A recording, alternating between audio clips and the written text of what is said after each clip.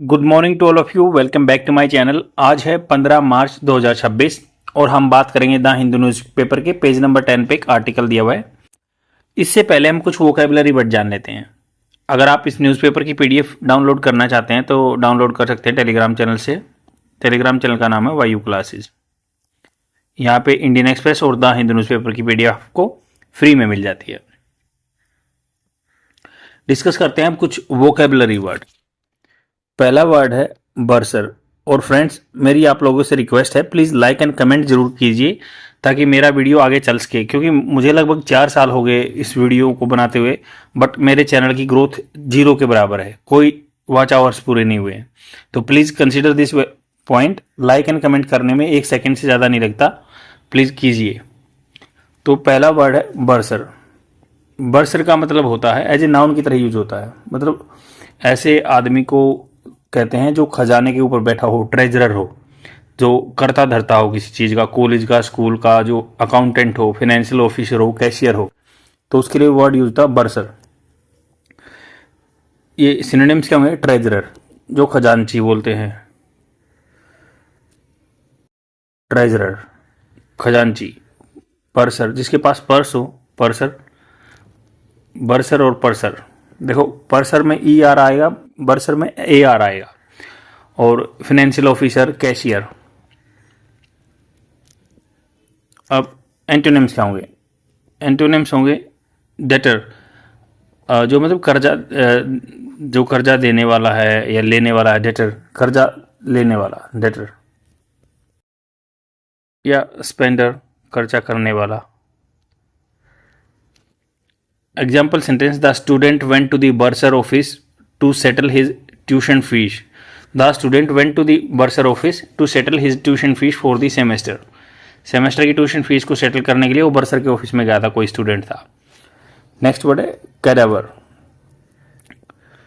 CADA, cadaver, कैडावरस, कैडावरस। कैडावरस का मतलब हो गया जो कि जैसे मतलब बोलते हैं कॉर्पस। कॉर्पस वैसे क्या होता है? लाश टाइप में, बिल्कुल कमज़ोर आदमी होता है ना, बोलते हैं बिल्कुल लाश हो गया है तो कॉर्पस बन गया है। वेरी पेल मतलब फीका है, थिन है, कैडावरस बोल दिया। तो सिनोनिम क्या होंगे? घास्टली, मतलब बिल्कुल डरावना, घास्टली, कोई इतना पतला कि वो उसको घास्टली बोलते हैं। पैलिड मतलब पीला पड़ा हुआ बिल्कुल। गॉन्ट, GAUNT, गॉन्ट। स्केल्टल, हगार्ड। तो ये काफ़ी अच्छे वर्ड है, हगार्ड, गॉन्ट, पैलिड, घास्टली। अब एंटोनिम्स क्या होगा? रोजी, बिल्कुल अच्छा, मतलब फ्लस्ड, मतलब मांस से भरा हुआ है। एंड हेल्थी है। Example sentence, after 3 weeks of illness he looked cadaverous and weak. तो 3 सप्ताह बीमारी में चले गए, कैडावरस दिख रहा था और वीक दिख रहा था। नेक्स्ट वर्ड है कैजोल, CAJOLE, कैजोल, मतलब किसी को बहलाना फुसलाना होता है, एडजेक्टिव तरह यूज होता है। रिजेंबलिंग ना, कैजोल का मतलब एज ए वर्ब की तरह यूज होता है, मतलब किसी को बहलाना फुसलाना। विडल, विडल इसका सिनोनिम है, WHEEDLE। स्विंडल भी इसका मतलब वोकैबुलरी सिनोनिम होता है। कोक्स, किसको बहलाना, फ्लैटर करना, चापलूसी करना।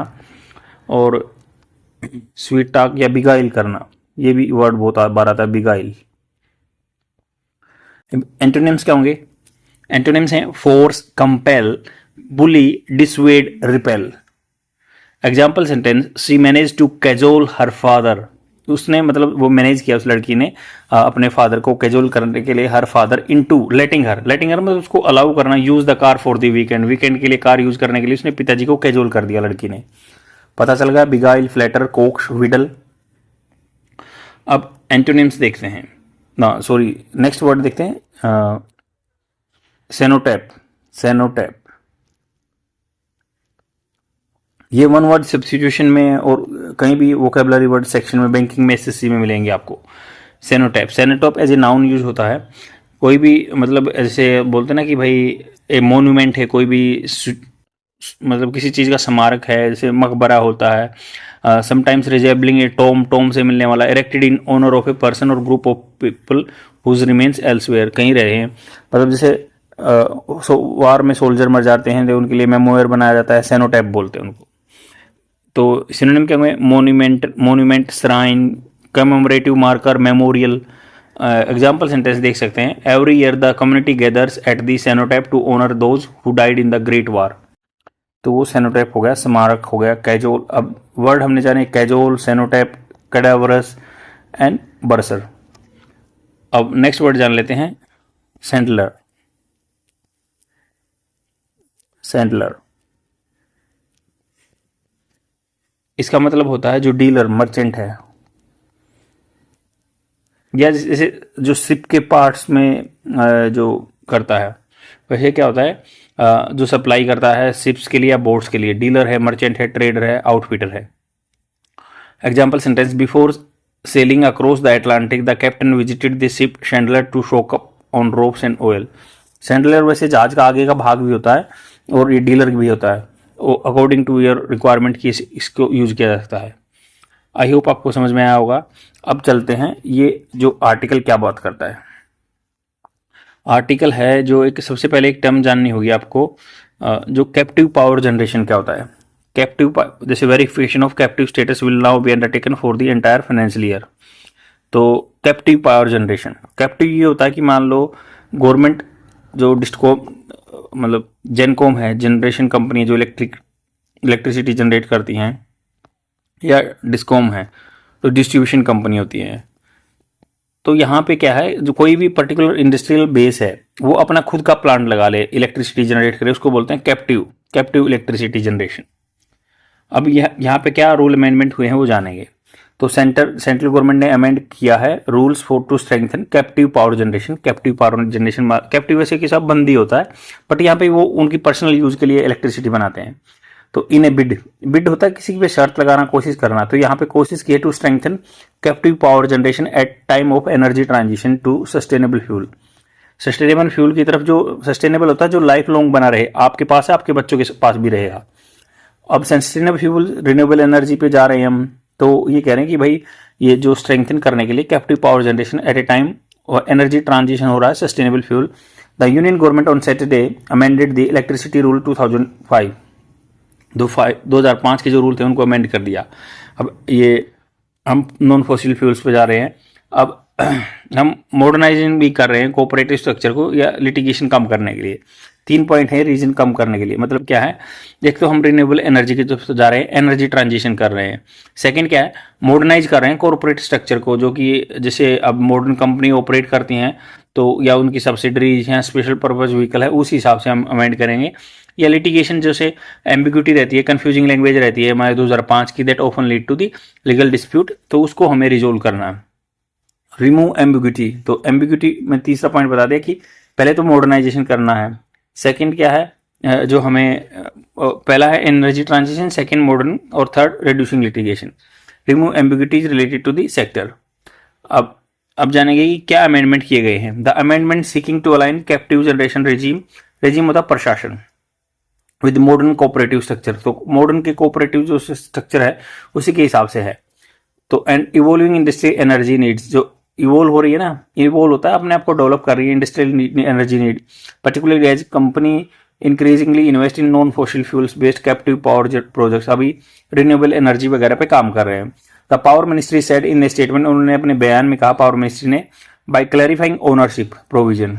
अब यहाँ पे बात हो रही है कि भाई क्या क्या किया गया है। जैसे अब मान लो जो ओनरशिप की एक डेफिनेशन चेंज कर दिया है, तो उन्होंने कहा कि बाय क्लैरिफाइंग ओनरशिप प्रोविजन, उपाय जो हैं सिंप्लीफाई कर रहे हैं rule for the group captive arrangement. तो पहला क्या है, ओनरशिप के रूल क्लियर कर दिए। सेकंड क्या है, कैप्टिव अरेंजमेंट जो बनाई हुई है सिंप्लीफाई कर देना, rule for group captive arrangement, and establishing a clear verification mechanism, एक वेरिफिकेशन मैकेनिज्म अच्छे से बनाएंगे। The amendments aim to reduce regulatory ambiguity and dispute it added. तो जो नियंत्रण करने में एम्बिग्यूटी है ना, एम्बिग्यूटी क्या होती है, जो एक धुंधलापन रहता है, डिस्प्यूट रहते हैं, it added. Captive power generation involves industrial consumers producing electricity to meet their own needs rather than the depending completely on the public grid। तो ये कैप्टिव पावर जनरेशन की डेफिनेशन आ गई, जो पब्लिक ग्रिड पे, जो government का grid है उस पर नहीं, वो खुद के बनाते हैं। One of the major amendments to the rule is that verification of the captive status. अब मेजर जो अमेंडमेंट किया गया है कि वेरिफिकेशन करना है कैप्टिव स्टेटस, ये कैप्टिव है नहीं है, will now be undertaken for the entire financial year, मतलब पूरे साल में देखेंगे कैप्टिव स्टेटस रहा है या नहीं रहा है, to ensure clarity and uniformity in implementation, पारदर्शिता रहेगी और एक बराबर लागू होगा कोई कानून। States and union territory have been directed to designated nodal agency, तो इन्होंने कहा कि यूनियन टेरिटरी या स्टेट गवर्नमेंट को बताया गया कि आप ऐसी नोडल मतलब केंद्रित एजेंसी बनाएंगे टू वेरीफाई कैप्टिव स्टेटस, उसका कैप्टिव स्टेटस रहा है या नहीं रहा है, विद इफेक्ट फ्रॉम 1 अप्रैल से। While responsibility for interstate captive power, interstate एक स्टेट से दूसरे स्टेट में के साथ जो है इंट्रा होगा उसके विद इन द स्टेट और इंटर होगा दो स्टेटों के बीच में। Captive power will rest with in the national load dispatch centre, ये देखेंगे। Pending verification is captive status cross subsidy surcharge.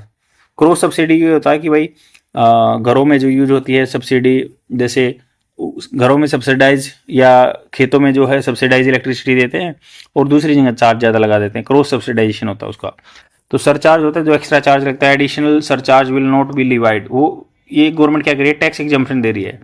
तो क्रॉस सब्सिडाइजेशन सरचार्ज लगता है कि भाई आपने मान लो हमने घरों में इलेक्ट्रिसिटी सस्ते भावों में देते हैं तो आप पे ज़्यादा लगेगी, वो खत्म करेंगे। एडिशनल सरचार्ज है वो भी नहीं लगाया जाएगा। If captive state user submit A prescribe declaration, अगर वो मैंने पहले से ही एक प्रिस्क्राइब जो उन्होंने फॉर्मेट दे रखा है उसी में डिक्लेरेशन करेगा, घोषणा करेगा।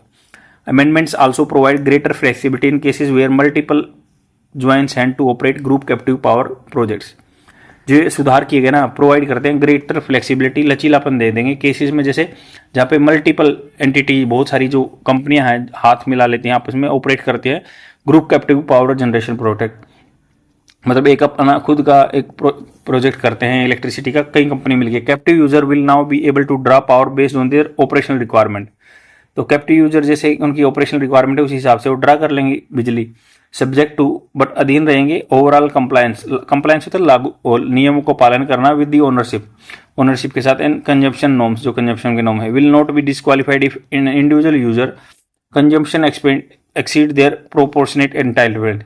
अगर मान लो पूरी 3-4 कंपनियों ने मिलकर काम किया, जितनी उनकी ऑथराइज है उतना ही यूज करेंगे तो कोई उस पर चार्ज नहीं लगेगा। द डेफिनेशन ऑफ ओनरशिप, जो डेफिनेशन है ओनरशिप की has also been clarified to include subsidiary, जो छोटी छोटी कंपनियां होती हैं सेल कंपनियां बना देते हैं, holding companies and other subsidiary of the holding company of the entity that establish that captive generation plant recognize modern corporate structure, मानते हुए कि जो अभी स्ट्रक्चर चला हुआ ना व्यापार का, where power assets are often develop through the group entity, जो स्पेशल पर्पज व्हीकल। तो अभी जो पावर जनरेशन की जा रही है तो स्पेशल पर्पज व्हीकल की वजह से की जा रही है। स्पेशल पर्पज व्हीकल क्या होता है, कुछ पर्टिकुलर काम के लिए ही कुछ किया जाता है या कोई कॉर्पोरेट एंटिटी इकट्ठा करती है। अब इसमें पूरा में ये बताया गया है कि जब क्या होता था पहले के 2005 के रूल के हिसाब से 1 मेंबर ऑफ द ग्रुप था ना उसका कंज्यूम कर देता मोर देर उनका जो सही शेयर, मतलब 5 कंपनियों ने मिलकर काम किया और तो उसमें से एक ज़्यादा कंज्यूम कर देता था। तो अभी सबको बराबर बराबर मिलेंगे और क्या होता था अब losing their captive legal status, अगर ज़्यादा यूज कर गया तो कैप्टिव लीगल स्टेटस उसका खत्म हो जाता था।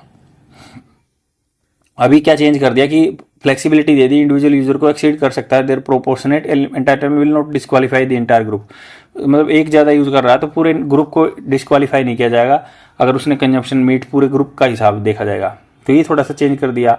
अब ओनरशिप में क्या है, पहले क्या करते थे कि ओनर, देखो ये मैं पूरा जिस्ट बता देता हूँ इस आर्टिकल का। तो पहला मैंने बता दिया कि भाई पहले क्या होता था, ग्रुप है, ग्रुप ने एक मान लो पूरा अपना कैप्टिव पावर इलेक्ट्रिसिटी बना लिया, अगर एक बंदा ज़्यादा यूज कर रहा था तो पूरे ग्रुप का सर्टिफिकेट लाइसेंस खत्म हो जाता था।